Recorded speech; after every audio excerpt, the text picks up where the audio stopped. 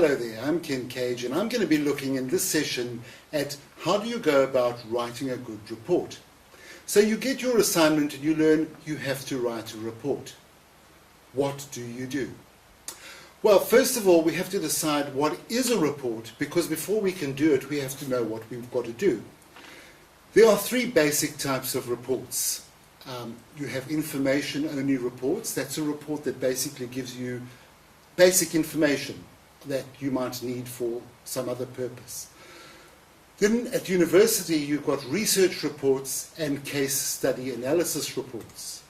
Now, that information-only report, as I said, it only supplies basic information. Examples of that are things like monthly budgets, management reports, staff absenteeism, those kind of issues. And it's usually very, very short, just contains data. The research report, on the other hand, is what you would be required to do at university. And this kind of report investigates a real-life subject, assesses the material that has been uncovered, and reports on those findings.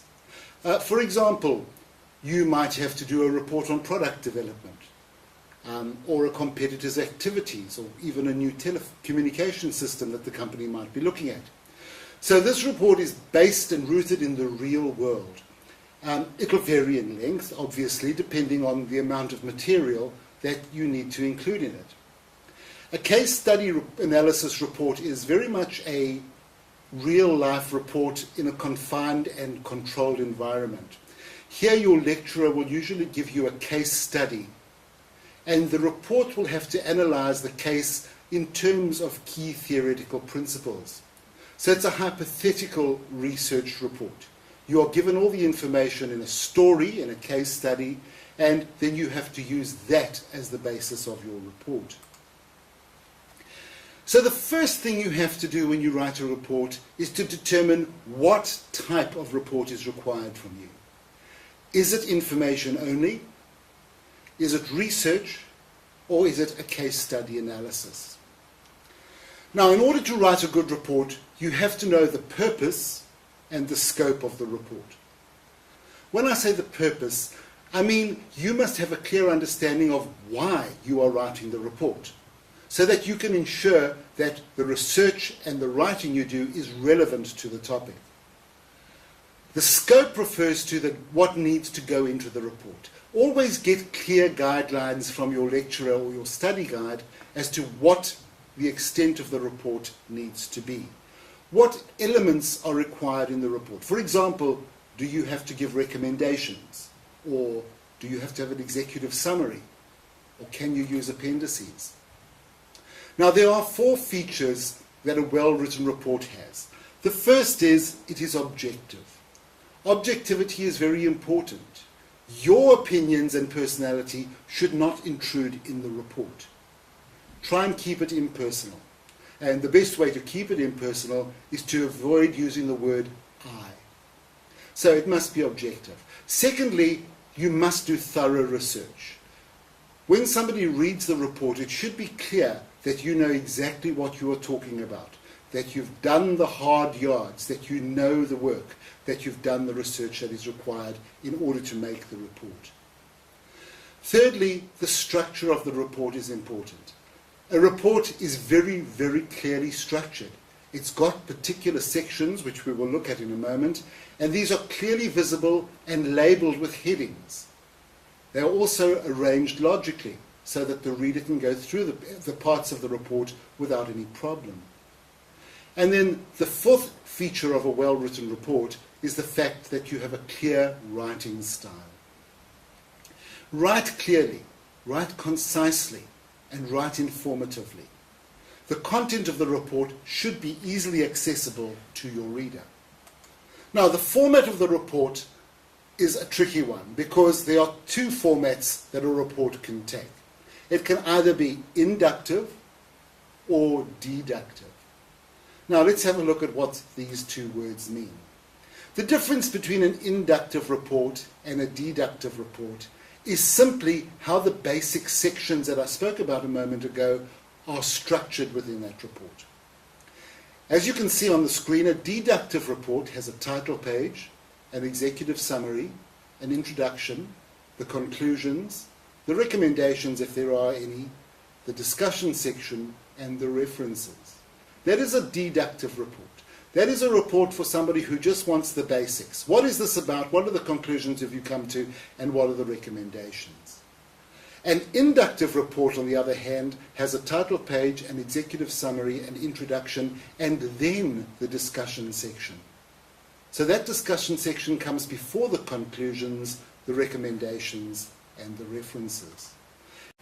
If you are in any doubt as to what type of report is required in your assignment, ask your lecturer. Does he or she want an inductive report or a deductive report? Okay, now let's have a look at the sections of the report in detail. Firstly, your report must have a title page. Your title page has the title of the report on it, the date of submission, the author's name, that's you, and the person to whom the report is addressed. At university, you might be required to put a course number there as well. Usually that would be covered on your cover sheet. But if it's not there, check with your lecturer whether they need that. Look in your study guide. Your study guides will usually give you a very good idea as to what is required. Okay, let's move on to the sections of the report. First of all, there is the executive summary. This is also sometimes known as the abstract. It is the summary of the report's aims, its objectives, its main findings, and, if necessary, the key recommendations. Now, there is a little book out called Writing Guidelines by Lisa Emerson. Very, very good book to give you information about all aspects of your writing. In this book, there is an example, which I'm going to use now, of an executive summary. Let's have a look at it. The purpose of this report was to analyze management conflict at the Southland branch of Communicate. Specific objectives were to identify key problems and offer recommendations to regional management. Problems were located in the organization's structure, management style, and lack of communication channels, especially between the branch manager and the supervisors. The report recommends a major restructuring of the branch, training for key personnel, and clarification of job descriptions. So what we have there, the aim is to analyze management conflict at the Southland branch of Communicate. The objectives are to identify key problems and offer recommendations. The main findings are the organization structure, the management style, and the lack of communication channels. And based on those findings, the key recommendations are a major restructuring of the branch, training for key personnel, and clarification of job descriptions. So what we can see there are the four things we need: the aim, the objectives, the main findings, and the key recommendations.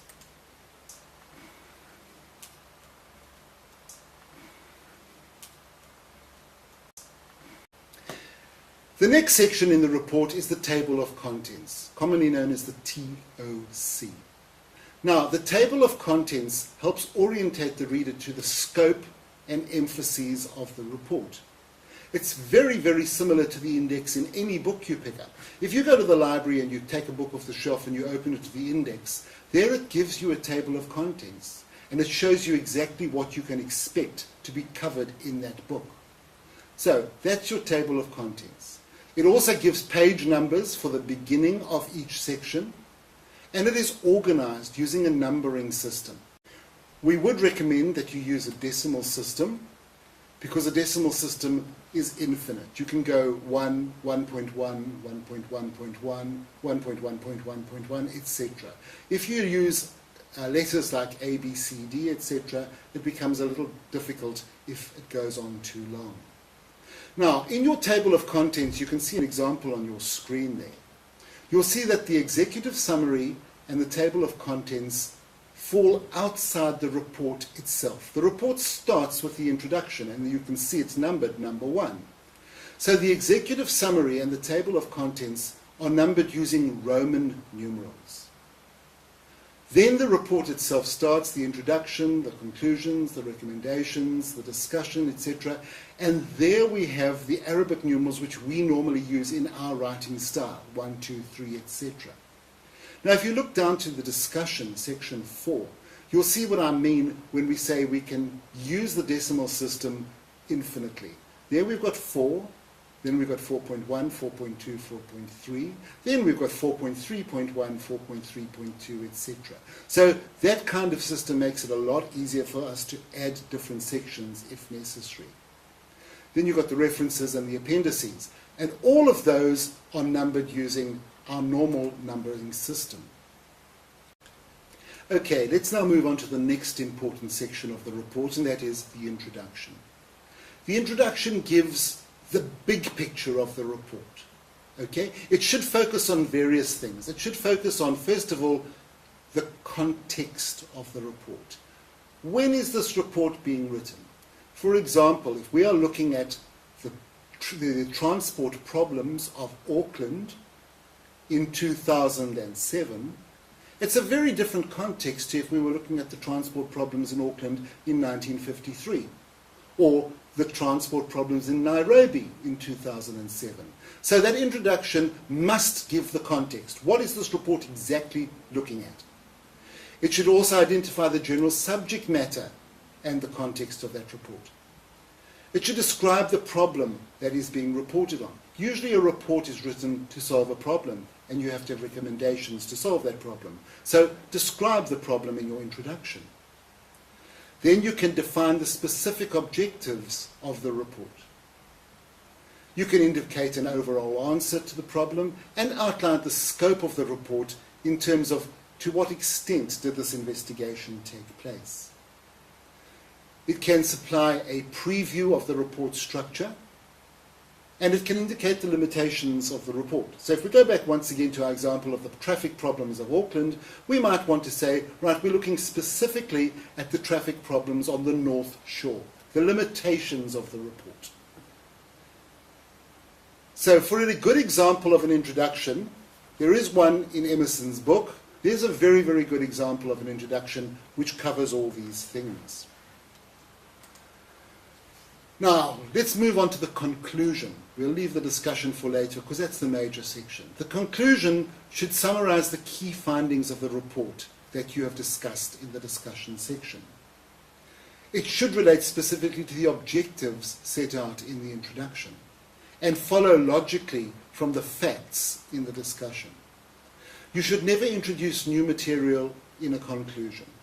Always include your new material in the discussion section of the report, not in the conclusion. It must be short, clear-cut. You can even just use a list of bullet points for the main things that you found in the report. Arrange your conclusions so that the major conclusions come first and it goes down to the least important conclusion. And finally, identify the major issues relating to the investigation in the present. What is happening now? What are the issues this report is focusing on in the here and now? After the conclusion, if you are required to, you may have to give recommendations. Recommendations focus on the future. We have a problem in the present. Now, what do you recommend you do to solve that problem so that in the future there isn't a problem anymore? This is the only point in the report where you switch from being objective to subjective. You are now giving your interpretation. You're giving your take on the problem and how it can be solved. Now, take into consideration when you're making recommendations, first of all, things like the cost, the location, the practicality, and the acceptability. I think a very good example for the recommendations that could have gone forward could be written about the case for the waterfront stadium in Auckland in 2006. There, the issues that were being taken into consideration were cost, location, practicality, acceptability. All of those issues. So that's a very, very good thing to focus on in your recommendations. They must also obviously flow logically from the discussion. If you've discussed something about a particular problem, your recommendation should flow from that. Now, not all reports do have recommendations, so I would urge you to check in your study guide or ask your lecturer whether recommendations are required.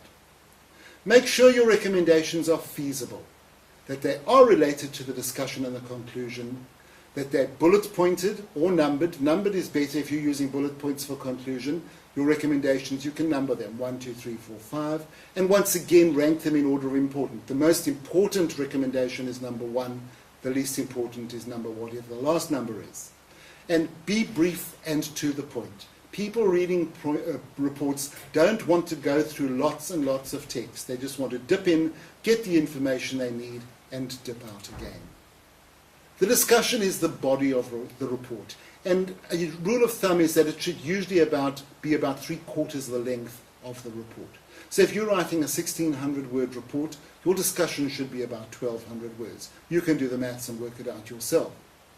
Now, your discussion is subdivided into logical units. And each unit has a heading, and it is numbered. We've seen the numbering system before. You know what I'm talking about. That discussion must fully explain the conclusions that you come to and justify any recommendations that you make. It must explain why a particular solution is preferred.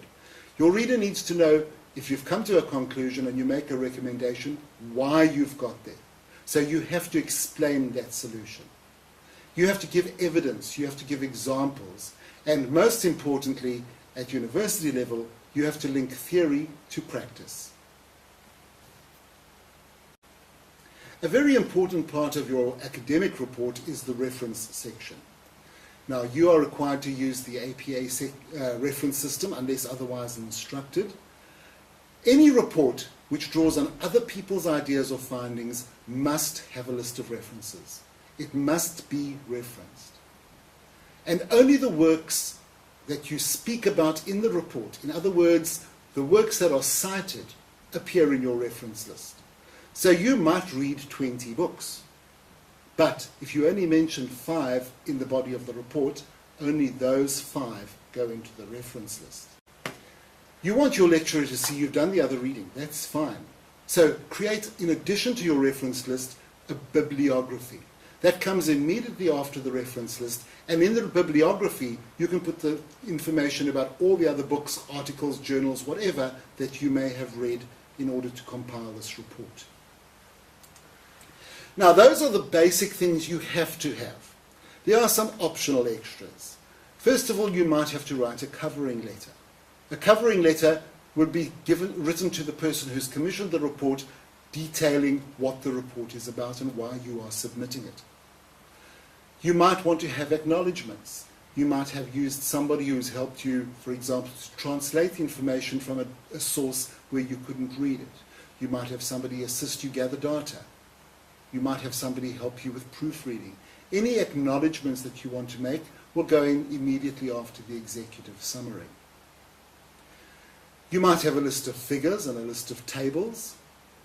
As I said, the recommendations are not always in a report. Most university reports will require recommendations, but they're not obligatory, so that could be an optional extra. A glossary. A glossary is a section where it's like a mini dictionary.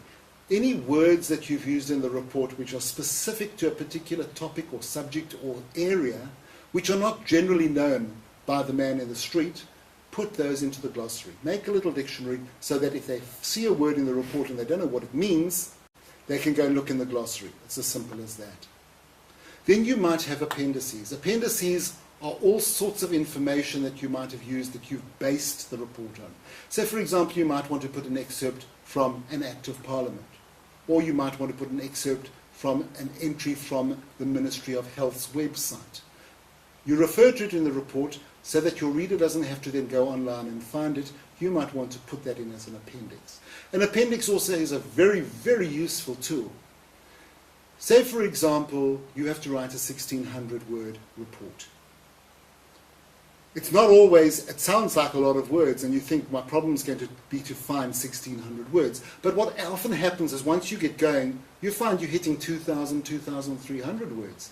You've got to cut down those words. So an appendix becomes very, very useful Look through the report, find out what can I take out of the report and put into an appendix. Okay, that saves you words, because the number of words in an appendix is not included in the number of words for the report. So bear that in mind. And then, as I said, another optional extra is your bibliography. Any additional reading that you've done that you haven't referred to in the report. Now, the path to report writing. There are 10 steps you should follow. First of all, determine the purpose of the report and your research methods. Why are you doing this report, and how are you going to collect your data? Are you going to go online to companies' websites and read their annual reports? Are you going to interview people? How are you going to collect the data? So determine that before you start. Secondly, determine your audience. Who's going to read the report? Okay? Who are they? What do they already know? What problems do they want solved? And write addressing those particular issues. Step 3 is to determine your role. Who are you? Now, very often in a university assignment, you will be required to act as a particular person, a management consultant, or an external auditor, or something like that. So you have to determine what perspective you have to write that report from. What is your role in writing that report? Then step 4, which is very, very important. This is where you sit down and you plan your report. You draw up a working outline. First of all, write a thesis statement that pinpoints the topic and the focus of the report. This will help you maintain focus while you are writing that report. Use the headings and set up the sections and the subsections of the report to give your report structure. Now, once you've got a basic plan for your report, and we'll look at a plan in a moment, brainstorm the topic. You know what the headings are. Now you've got to find out, what am I going to put in under those headings? Write down all the ideas and information you can think of, and include anything that you think may be important in that report. Rather have too much than too little. Right, once you know what information you want to put in those sections, where are you going to get the information from? Step 6, make a list of possible sources where you might find that data. Then step 7, make a timeline. Budget your time so that you're going to finish that report comfortably before the due date. Time management is critical at university if you want to achieve the best product before the assignment is due. Right, you've got that in place now. Now you can start doing. You finish planning, do. And the first thing you do in step 8 is to research and read. Now you know what you're looking for, where you're going to find the information. Go and collect the data from things like books, newspapers, journals, businesses, TV programs, surveys and interviews which you may have carried out, surveys and interviews that other people may have carried out and reported on. Any other reports that have been written on this subject, go and read them. What observations have you made from a personal point of view? What experiments have you set up? There's a lot of places you can get the information. That research and reading section is a huge component in the report, the data gathering stage. So make sure that you put enough time aside to do that, and you do it thoroughly. Now, collect your data from the appropriate places, but only read relevant material. Very often, especially for students who are doing research online, very, very often they get waylaid. They'll go to a website and find something else that interests them, and they'll spend time reading that. Stick to the relevant material and keep brief notes of what you need. Keep those notes on different pieces of paper, and always put the source, so when you come to reference it, you know where it came from. Now, once again, when we go to reference, looking at information on websites, be very, very careful that the website that you're using is credible. Anybody can paste anything they want on the internet. So you have to make sure that what you are using in your report has got credibility. Right, you've done your research and everything. You've now got this mass of information. You've got to try and fit that into your outline, to your plan. And step 9 then is to rework that plan. Organize your notes into a skeleton structure like we spoke about in step 4, and then identify the gaps that need further research, and also that will tell you what unnecessary information you can toss. Okay, group the relevant information together under one heading or subheading, and then make further subheadings from there. Right, an example of a reworked outline. Let's have a look. This is the topic. Write a report comparing the marketing of real estate in New Zealand and the United States of America. Make recommendations as to how America could learn from New Zealand and vice versa. Right, there on your screen you have a plan. You have a working outline. You can see there, first of all, you're going to have your introduction. In your introduction, you're going to explain the purpose of the report, and you're going to explain the research methods you use to collect the data. Then in this discussion section, you're going to break it into the 2 countries that you have to discuss, New Zealand and the United States of America. And then you'll have subsections there dealing with the legislation, the regulations, and the marketing communication in both of those countries. Then your conclusion will answer the question, what conclusions can you come to? What can New Zealand learn from the United States? And what can the United States learn from New Zealand? Once you come to those conclusions, make your recommendations, either for what New Zealand should do or what the United States should do. And then, of course, you have your references and any appendices. In the appendices here, you might need the relevant legislation as pertaining to real estate in both countries. So there you have a very good example of a reworked outline. Remember, this is inductive style because the discussion comes after the introduction. If it was deductive, that discussion would come after the recommendations. So you've reformulated your headings and subheadings if necessary. It's now time to decide whether you're going to use tables or figures in your report to present that information. Or are you going to use appendices to enhance the report? We've spoken about appendices, but tables and figures, I can't emphasize how important they are. Once again, if you're trying to save words, have a look at the information and decide what information here can I portray in a graph, or in a table, or in a diagram of some sort. You know the saying, a picture paints 1,000 words? That's going to save you a huge amount of words explaining it if you can just present a graph or some kind of graphic representation. Right, you've got all that information, now start writing.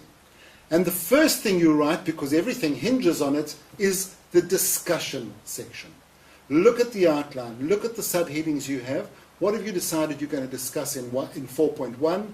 What have you discussed in 4.1.1, 4.1.2, etc., and start writing from there.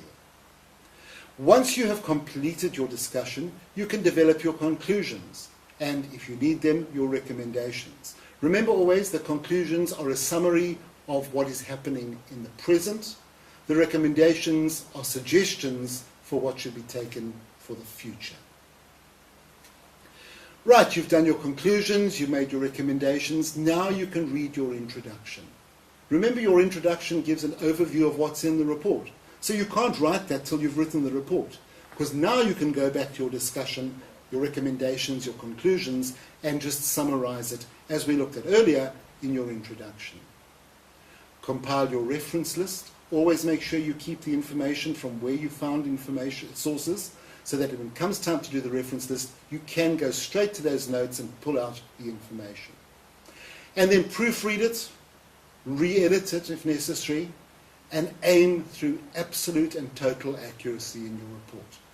A couple of things that are very, very important before you submit it is to make sure that what you have said is clear. Check your clarity of expression. Well, there we've had a very basic look at how you should write a report and what the different sections in a report are. I would recommend that you have a look at Emerson's book, go through each section and look at the examples that she outlines there. She's got some very, very good material in the book. Go and have a look at that if you're not clear about anything. Well, good luck with writing your reports, and I hope that you're going to score A's in all your report writing at university.